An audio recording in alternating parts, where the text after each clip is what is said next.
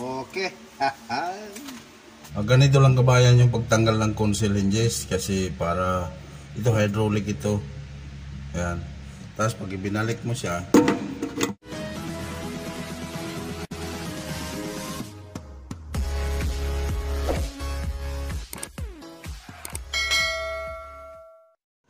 Magandang araw bayan, magandang araw sa inyo lahat. Kumusta tayo na kabayan? Ngayong araw pala kabayan, gagawin natin may humihingi sa akin ng idea kung paano kalasin yung syringes, kung paano siya ibalik, kung paano siya ikabit. Ito na kabayan yung video na to para sa iyo. Shoutout nga pala sa kabayan na Lita Nelsi. Maraming salamat kabayan sa suporta sa channel ko. Tapos may isa rin tayong kabayan na humingi sa akin ng idea kung paano ikabit ang lock ng cabinet. Kaya pinagsabay ko na dito kabayan yung video na to. Panoorin nyo na lang dalawa. Doon pala sa mga nagpapashoutout, ilalagay ko na lang sa bandang dulo ng video na to. Ilalagay ko na lang sa screen yung channel nyo kabayan. Tara, simulan natin kabayan. ito pala kabayan yung iba't ibang klase ng console hinges. Ito yung ordinary na C1. A-type siya kabayan. Ayan, yung ordinary lang to. Tapos ito naman yung A-type na ano siya, hydraulic siya kabayan. Ayan, so ayan. Tapos ito naman yung C2 na ano, ordinary. Ayan siya kabayan, nakalubog tong dito punti. Ayan. Tapos ito naman yung pang aluminum. Ayan siya kabayan. Ganon yung forma ng pang aluminum na console hinges. Hydraulic din siya kabayan. Tapos ito naman kabayan yung C3. In-seat to sa kabayan. Ito in-seat. Ito half-lap. Ayan. Ito naman overlap. Ayan, tuwid lang. Tapos ito yung may humingi rin sa akin ng idea kung paano maglagay ng lock sa cabinet. Kaya ito, bumili ako. Lalagyan natin ng lock ng cabinet. Tuturo ko sa iyo kabayan. Ito siya. Tapos ito yung lock kabayan. Ito. Ayan. Ito lang yung karamihan kabayan sa mga naglalagay ng lock ng cabinet. Ito talaga siya. Pang cabinet talaga to. Pang drawer. Ayan. Kasi kabayan, simulan natin. Ang lahat ng console hinges na to kabayan, ang pagkakabit nito, lahat 2.5 yung sentro ng butas na to. Yan, do sa plywood, 2.5 cm lang kabayan.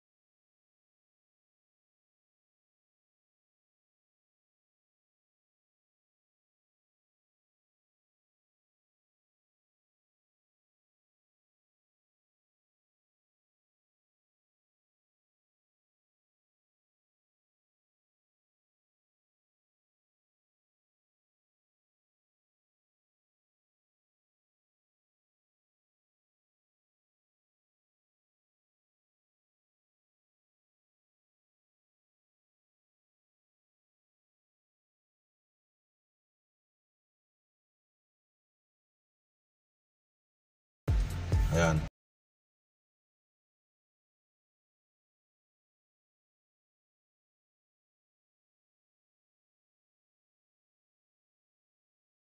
Ganun lang yung pagkabit ng consolidates, pagtanggal at pagbalik. At siya yung pagkabit ng lock ng cabinet. Ganun lang din kabayan. Sana nakakuha kayo ng kunting idea. Shoutout nga pala kay CDG Decor TV. Maraming salamat kabayan sa suporta mo. At ito ilalagay ko sa screen yung channel ko. Pakisupport na lang kabayan. Shoutout din sa iyo kabayan, Rosim Daroy. Shoutout sa iyo kabayan. Shoutout din sa iyo kabayan, Tidin Bilardi. Magandang araw sa iyo kabayan. Shoutout din sa iyo kabayan, Romeo Romulo. Shoutout sa iyo kabayan. Shoutout din sa iyo kabayan, Juanito Parilla. Magandang araw kabayan. Rosim Daroy, kumusta kabayan? Shoutout sa iyo. Ayun lang kabayan, maraming salamat sa inyong suporta. At kung nagustuhan niyo po ang video na ito, huwag niyo kalimutan mag-subscribe at i-hit niyo yung notification para updated kayo sa lahat ng mga tutorial video ko. Magandang araw sa inyong kabayan, ingat tayo lagi, God bless.